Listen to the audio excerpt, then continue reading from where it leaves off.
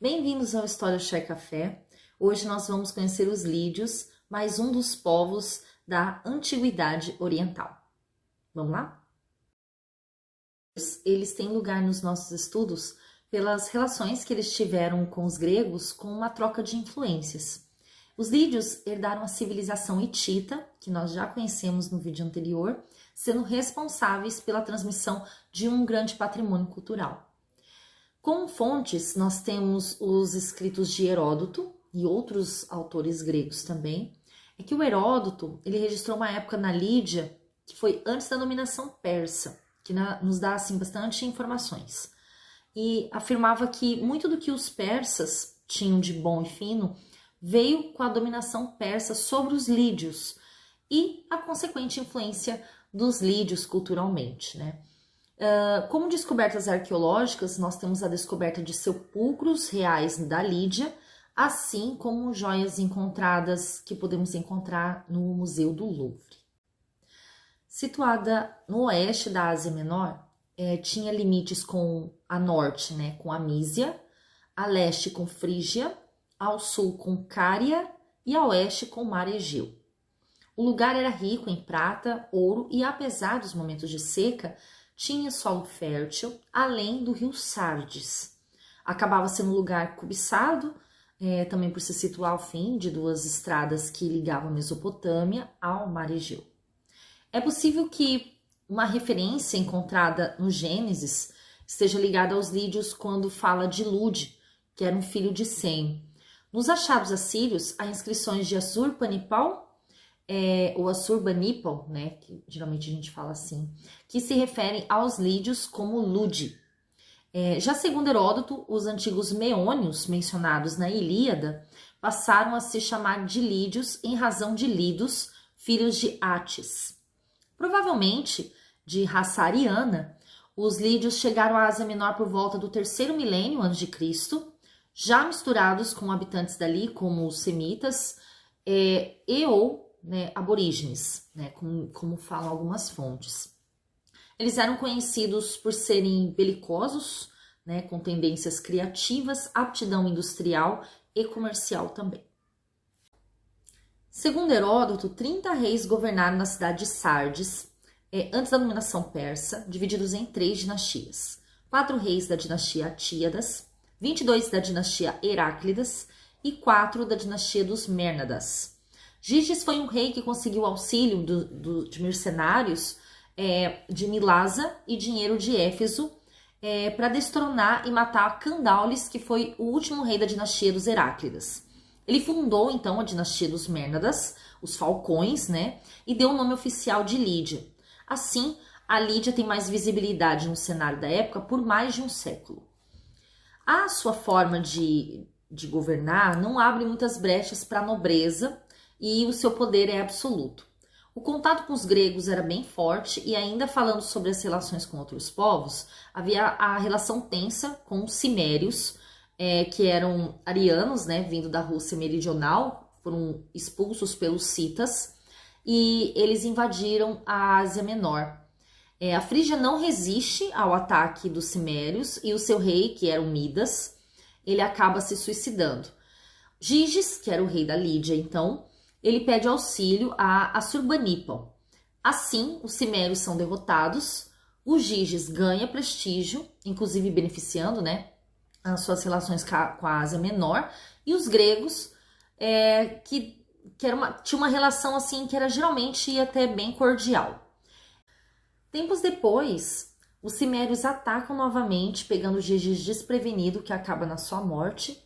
O seu filho Ardes pede auxílio assírio, porém, os cimérios tomam uma parte de Sardes, incendeiam o templo de Ártemis, em Éfeso, né, e destroem Magnésia do Meandro. No fim, Ardes consegue o auxílio, derrota os cimérios mais uma vez, porém, a Lídia fica submissa à Assíria, né, por conta dessa ajuda que recebeu, submissão que durou até a morte de Assurbanipal.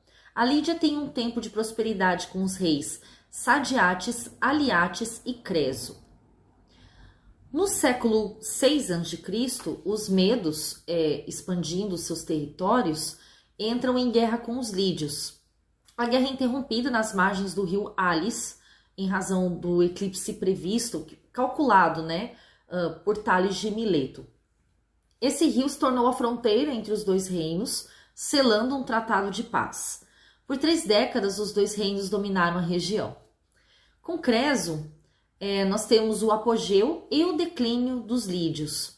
Creso vence o Pantaleão, seu meio-irmão, na disputa pelo trono e expande o seu território. As colônias gregas aceitam a hegemonia lídia e Creso é diplomático. A Lídia então se torna uma potência marítima também. Muito dessa facilidade diplomática veio do ouro da sua região, principalmente. E aí tem mais uma coisa. O cunhado de Creso, Astíages, ele foi então destronado por Ciro. Aí o Creso se consultou no oráculo de Delfos sobre o poder persa, ao que foi respondido que se ele atravessasse o rio Alis, um grande império seria destruído. A Lídia. E foi o que aconteceu, porém Creso foi bem recebido por Ciro e a Lídia se tornou mais uma das províncias do Império Persa. Eu já fiz um vídeo sobre os persas, né, e sobre como os persas tinham essa questão de manter os seus povos e culturas, né? Então não é de se estranhar que o Ciro tenha recebido bem um rei de um povo que agora tinha sido conquistado pelos persas. Na Lídia, a nobreza tinha suas casas construídas nas áreas rurais e impressionou bastante os persas por conta das riquezas que essa nobreza possuía e pelas construções chamadas de torres pelos gregos, né, bem semelhantes com castelos fortificados.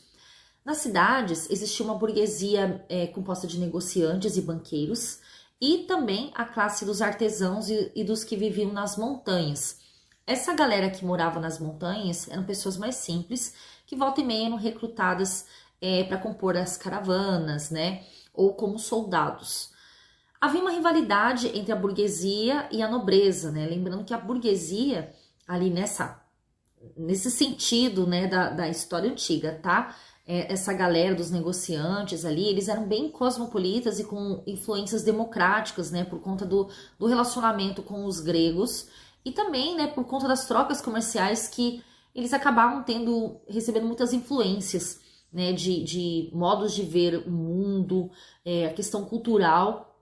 Então eles acabavam abrindo um pouco mais a cabeça, ao contrário da nobreza, que não queria perder um poder que eles ali estavam começando a conseguir, ao contrário de reis anteriores que conseguiam ter o poder absoluto. Mas riqueza a nobreza tinha, sempre teve, né?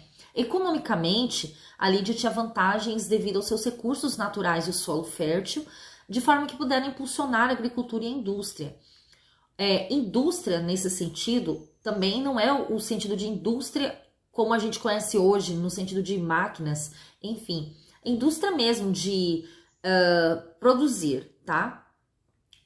Outro fator que contribuiu sua situação econômica foi a localização geográfica, que favoreceu o intercâmbio comercial.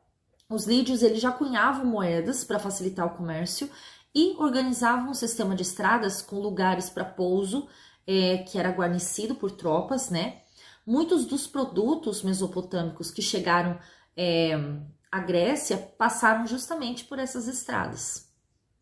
A língua lídia é classificada entre as línguas assiânicas e pôde ser decifrada graças a uma inscrição bilíngue lídio-aramaica. Era uma escrita alfabética com 26 letras e a maioria delas veio do grego. Geralmente escreviam da direita para a esquerda, mas também ao contrário. Não há achados literários lídios, além de inscrições datadas do século IV a.C. No Museu do Louvre existem algumas joias lídias para termos uma ideia da arte lídia. Já em relação à arquitetura, nós temos acesso aos restos dos sepulcros reais, cavados em rochas ou em grandes obras de alvenaria. Como várias regiões antigas da Ásia Menor, a natureza era adorada pelos lídios e tinha como principais deuses Medeus, Cíbele e Átis. Cíbele era a deusa da Frígia, considerada a mãe dos deuses e adorada também por gregos e mais tarde pelos romanos. Átis também era um deus frígio, né? Sendo adorado posteriormente pelos romanos. Nos cultos a música tinha papel importante e a prostituição de moças jovens tinha um caráter sagrado entre os lídios. O culto grego de Dionísios pode ter se iniciado na Lídia, com o culto de Bacos, de acordo com as inscrições. Os deuses gregos também eram adorados pelos lídios. Agora, falando do legado dos lídios, o papel de intermediários entre o Oriente Próximo e os gregos foi um importante legado dos lídios, que por sua vez acabaram sendo influenciados de forma positiva pelo patrimônio cultural que foi acumulado desde as civilizações mais antigas na região. Cidades se beneficiaram em seu desenvolvimento graças às riquezas da Lídia, mesmo submetidas a ela, como é o caso da Jônia. Foi nessa troca que muitos conhecimentos chegaram a Mileto, que o modelo, né, de despotismo também foi usado como modelo pelos tiranos gregos. A cunhagem de moedas também foi uma importante contribuição que facilitou o intenso comércio entre os povos. Creso teria sido o primeiro rei a cunhar moedas, né, que se chamavam creseidas, e tinham um dos lados um leão e um touro de frente um para o outro. Então é isso, gente. A gente conheceu mais um dos povos, né? Espero que vocês gostem. O meu jeitinho de fazer vídeos é muito simples, né? A gente vai aprimorando com o tempo. Aí, às vezes, para a gente poder ter uma constância, né, um pouquinho maior, ou para acompanhar pelo menos os temas que eu tô discutindo no Instagram, a gente faz um pouquinho... A gente não, eu, né? Eu faço sozinha, tudo sozinha. Eu faço de uma forma mais simples para ser mais rápido. O que importa é a mensagem, né? Então eu espero que vocês aproveitem bastante. E é isso, gente, né? A gente não vê todos esses povos na escola, não dá tempo da gente aprender tudo sobre isso. Mas às vezes é bem interessante, porque algumas outras coisas que a gente vê e fala, olha só, na história de tal povo que eu aprendi na escola, eles aparecem, eles são citados. E aí vocês acabam conhecendo um pouquinho mais sobre eles, né? É importante, é a história da humanidade e faz parte da nossa história também, então, né? Então, um abraço, até a próxima!